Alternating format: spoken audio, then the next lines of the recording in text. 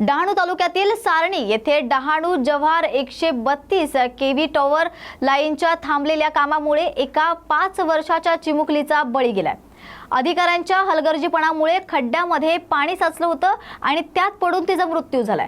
भराड गावातील सानिका संतोष पाचलकर या 5 वर्षीय मुलीचा संध्याकाळच्या वेळी खेळत असताना टॉवर लाईनसाठी खोदलेल्या खड्ड्यात ती पडली आणि त्या खड्ड्यात पाणी साचलेलं असल्यानं तिला बाहेर येता आलं नाही आणि दुर्दैवानं तिचा पाण्यातच बुडून मृत्यू झालाय। तर सानिकाचे वडील संतोष पाचलकर हे त्यांचे काका किसन वाल्या पाचलकर यांच्याकडे भात लागवडीसाठी सारणी येथे आले होते। तिथे वास्तव्यासाठी असताना ही दुर्दैवी घटना घडली आहे। या घटनेनंतर सारणी आणि भराड गावातील ग्रामस्थ संतप्त झाले असून विद्युत विभागाच्या अधिकाऱ्यांच्या हलगर्जीपणामुळेच हा अपघात घडल्याचा आरोप त्यांनी यावेळी केला।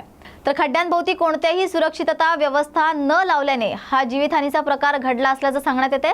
तर ग्रामस्थांनी प्रशासनाकडे मयत बालिकेला न्याय मिळावा आणि जबाबदार अधिकाऱ्यांवर कठोर कारवाई करण्यात यावी अशी मागणी केली आहे। तसेच जर योग्य कारवाई झाली नाही तर 132 केव्ही टॉवर लाईनचे काम बंद पाडण्याचा इशारा ग्रामस्थांनी यावेळी दिलाय।